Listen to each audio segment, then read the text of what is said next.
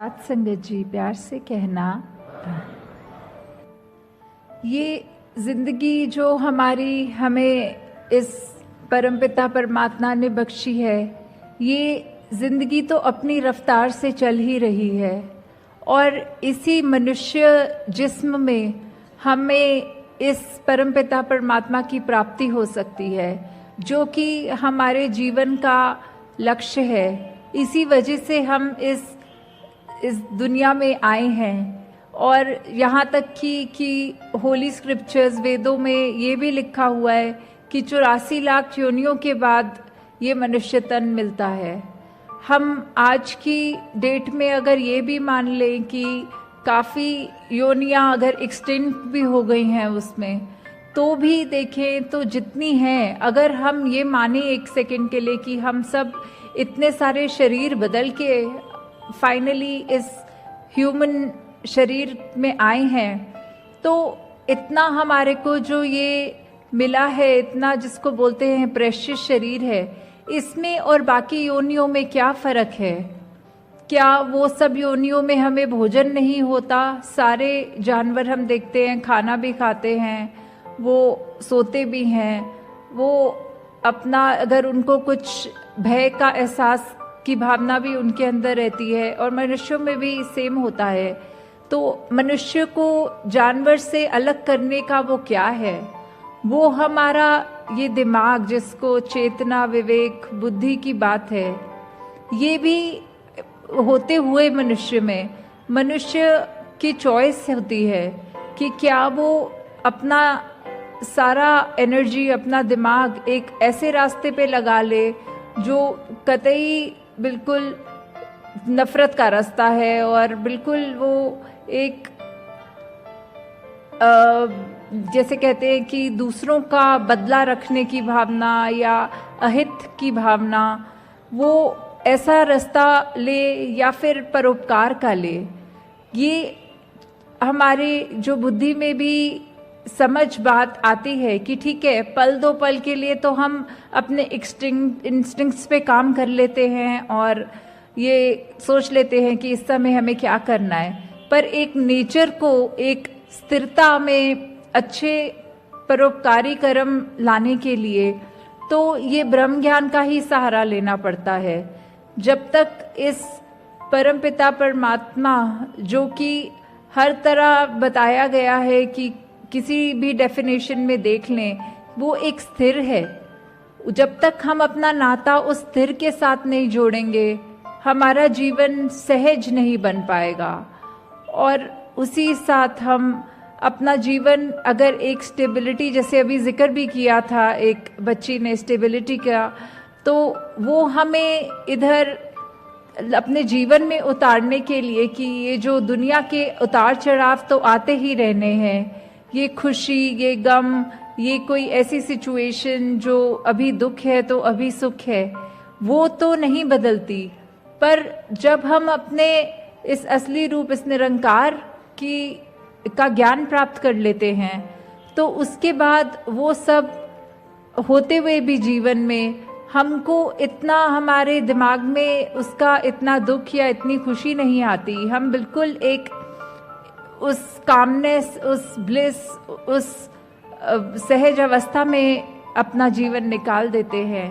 जैसे एक गीत की भी पंक्तियां हैं, उतराइयां चढ़ाइयां कई जिंदगी विच आंदियां ने, हथोवे तेरा सरते आके लंघ जांदियां ने, कि ये सब तो आने जाने वाला ही है।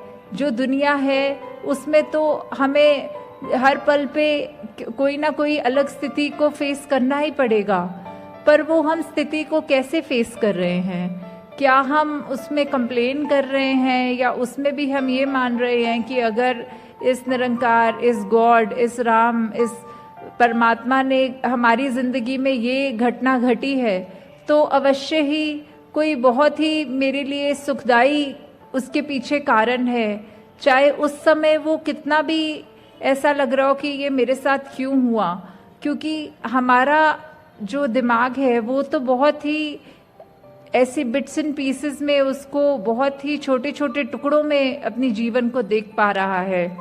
पर ये जो दुनिया का रचनहार है, जिसने हमको भी बनाया है और हमारे जीवन की भी कहानी लिखी है, उसको पता है कि हमारे लिए किस समय क्या चीज जरूरी है। हाँ जी। மிக வேகமாக ஓடிக்கொண்டு இருக்கிறது, இது எல்லாருக்கும் நம்மளுக்கு தெரியும். மனிதனோட ஜென்மம் 84 லட்சம் ஜூனி கழிச்சுதான் இந்த மனித ஜென்மமே கிடைச்சிருக்கிறது. அப்படி இந்த ஜென்மத்துக்கும் மிருகனோட ஜென்மத்துக்கும் என்ன வித்தியாசம்? ஏன் மிருகங்கள் சாப்பிடுறது இல்லையா, தூங்குறது இல்லையா? அவங்களுக்கும் ஒரு மனுஷனுக்கு வித்தியாசம் என்ன இருக்குன்னா, அந்த சேத்தனா என்ற இருக்கிறதே, அவனோட நினைப்பு, புரிகிற சக்தி, புத்தி என்றார்களே, அதை வச்சுதான் அவனோட நல்லது கெட்டது அவனால முடிவு எடுக்க முடியுது. ஆனால் அதெல்லாம் விட்டுட்டு இந்த உலகத்துல இப்படி வேறுபாடோட வாழணும், இப்படி ஒருத்தனை வெறுத்து வாழணும் என்றுதான் அவனோட வாழ்க்கை செல்லுகிறது. இதெல்லாம் கழிச்சு பிரம்ம ஞானம் கிடைக்கும் போது அவனோட வாழ்க்கை ஒரு ஸ்டெபிலிட்டி என்ற ஆங்கில வாக்குகளே ஒரு கான்ஸ்டன்ட் வருகிறது, ஒரு ஸ்டெபிலிட்டி கிடைக்கிறது. அந்த ஸ்டெபிலிட்டி கிடைக்கும் போது அவனோட வாழ்க்கை நல்லபடியா இருக்கும்போது எல்லாம் சுக்கமும் துக்கமும் இருக்கதான் செய்யும் வாழ்க்கையில. ஆனால் அந்த ஞானத்துக்கு பிறகு எல்லாம் செய்யறது நல்லதுக்காக தான், இறைவன் தான் எல்லாரும் எனக்காக யோசிக்கிறான் என்று அந்த நினைப்பு அவனுக்கு வருகிறது. இந்த வாழ்க்கையில எது நல்லது கெட்டது நடந்தாலும் அவனுக்கு இந்த இறைவனோட பக்தியும் இந்த இறைவன் மேல நம்பிக்கையும் குறைவதில்லை. அவன் வாழ்க்கையும் நல்லபடியா வாழுகிற அவனுக்கு கிடைக்கிறது. ஹஞ்சி, जिस तरह अभी हमने जिक्र किया ये भक्तों का, उसी तरह गीता में भी श्री कृष्ण जी ऐसे ही 4 श्रेणियां भक्तों की बताते हैं कि एक है आर्थ भक्त, एक है अर्थार्थी भक्त, एक है ज्ञानी भक्त और एक है जिज्ञासु भक्त। तो जो सबसे ऊंची श्रेणी है वो एक ज्ञानी भक्त की बताई गई है, क्योंकि ये मनुष्य तन जो है हमें ये इस ज्ञान को प्राप्त करने के बाद जब इस परमात्मा के दर्शन जो हमारे अंग संग है उसको उस तरह जानकर कि वो हमारे कितने पास है या फिर हम उसको इन नजरों से कैसे देख सकते हैं, जब हम वो बात जान लेते हैं, इस परमात्मा को ना बस जानते हैं बट देख भी लेते हैं, तो जाकर हमारी उस श्रेणी की भक्ति शुरू होती है। क्योंकि बाकी श्रेणियों में तो यही है कि अगर हमें कभी कोई तन का कष्ट है, कोई अगर हमें आर्थिक रूप में ज़रूरत है, या अगर हमें उसमें एक ऐसी जिज्ञासा आ रही है मन में कि क्या हम जान सकते हैं। हाँ, जिज्ञासा आनी बहुत ज़रूरी है, क्योंकि जब तक हम ये सोचेंगे नहीं अपने दिमाग से कि क्यों हमें इस निरंकार को जानना है, हमें अपने असली रूप, जो दासी अक्सर 2-3 दिनों से ये बार बार जिक्र कर रही है, जो निज घर का, जो God self realisation through God realisation की बात है, तो वो जब तक हमें ये नहीं पता लगेगा कि हम इसी परमात्मा की अंश हैं, चाहे हमारा शरीर कोई भी रंग का है, चाहे हमारा खान पीन कैसा भी है, चाहे हमारा कपड़े पहनावा ये कैसा भी है, तो भी हमें अंदर जो एक आत्मा है, जो एक असली चीज है, कि यही बात जो पहले भी जिक्र हुआ कि मनुष्य योनि को ही श्रेष्ठ क्यों माना है, वो इसीलिए है क्योंकि इसी में इसी आत्मा का परमात्मा से मेल होना संभव है।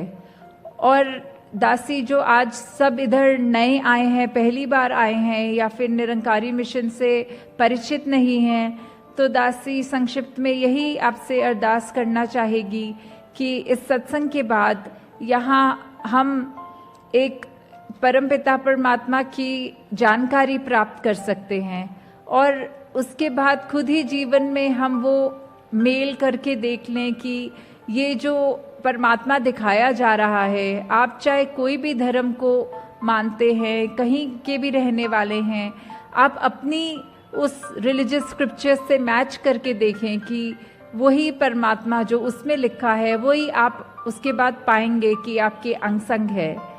यहाँ कोई रिलीजियस कन्वर्जन्स नहीं होती हैं, यहाँ सिर्फ हमारे मन की भावना तब्दील होती है और यही एक क्रांति जो जीवन में उसके बाद घटित होती है वही अहम है। हाँ जी।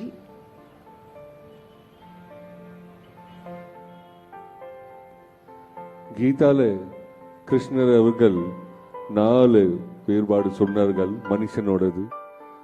அதாவது ஆர்த், அத்தர்த், ஞானி அண்ட் ஜிக்யாசு. அதுல ஞானி என்ற ஸ்ரேணி இருக்கிறதே அது முக்கியமான ரொம்ப உயர்ந்தமான ஸ்ரேணி என்று அவர் சொல்லுகிறார். ஏனென்றால் இந்த ஞானம் தான் இந்த இறைவனை பற்றி தெரியவதற்காக கண்டிப்பாக அந்த உணர்வு இருக்கணும். அதாவது இந்த இறைவனை தெரிஞ்சதுக்காக, இந்த இறைவனை பற்றி புரிஞ்சதுக்காக உணர்வு இல்லைன்னா அந்த அந்த ஞானம் கூட உங்களுக்கு புரியறதில்லை. எந்த விதமான நாங்கள் உடை போட்டாலும் சரி, எந்த விதமான நாங்கள் ஜாதி இருந்தாலும் சரி, எல்லோரும் மனசுல இருக்கிறத, உயிர் உள்ள இருக்கிறதே ஒரே ஆத்மா தான். அது பரமாத்மாவோட போய் சேர வேண்டியதுதான். ஸோ யார் யாரு இந்த சத்சங்கத்துக்கு முதல் வாட்டி வந்திருக்கிறீர்களோ, தயவு செய்து சத்சங்கத்துக்கு அப்புறம் இப்படி சொன்னீர்களோ இந்த ஞானத்தை கொடுக்கப்படும். அந்த ஞானத்தை பெற்று நீங்க படிக்கிற எல்லா கிரந்தங்களோ இல்ல எந்த நீங்க ஸ்கிரிப்சர்ஸ் படிக்கிறீங்களோ அதுல இதே கருத்து தான் அவங்களும் சொல்லுகிறார்கள். நாங்க ஏதோ இங்க மதம் மாறுவதற்காக இல்ல மதத்தை வேறதுக்காக எதுவும் சொல்றதில்லை. இந்த இறைவனை நீங்க நம்புற இறைவனை பார்த்து அவனை உணர்ந்து வணங்க வேண்டும் தான் நம்மளோட கருத்து இருக்கிறது. आज इधर सत्संग में ना ही सिर्फ लोकल कोयम्बटूर के महात्माओं के दर्शन हो रहे हैं, पर आसपास के लगते हुए स्टेट्स, महाराष्ट्र, केरला और भी आसपास की सिटीज़ सब आए हैं इधर। और मकसद सबका यही है कि इस निरंकार का गुणगान करें, ये सत्संग रूप में हम अपने मन को और मजबूत करें कि हमें जाने अनजाने में भी किसी का दिल ना दुखे हमसे। हम ये एक साथ जहाँ बैठे हुए हैं वहाँ कोई हम देख ही रहे हैं कि कोई भी कोई कुल, जाति, कोई नस्ल पे कुछ अलग से नहीं बिठाया गया। हम सब एक साथ एक वननेस का ये रूप में बैठे हैं। और जैसे दासी के पीछे भी आप पढ़ सकते हैं कि ये ज्ञान की रोशनी को लाइट हाउस से जो कनेक्ट करने वाली बात है वो यही है कि हम अगर खुद ही इस रोशनी से इल्यूमिनेट होंगे तभी हम औरों को भी सही रास्ता दिखा सकेंगे और वो भी हमसे ही रोशनी तभी ले सकेंगे।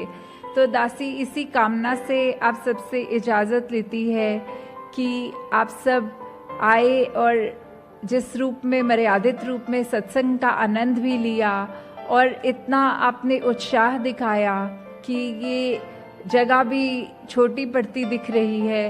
तो दासी जब अगली बार आए तो इससे भी बढ़ चढ़ कर उत्साह आप सबका हो। धन्यवाद जी।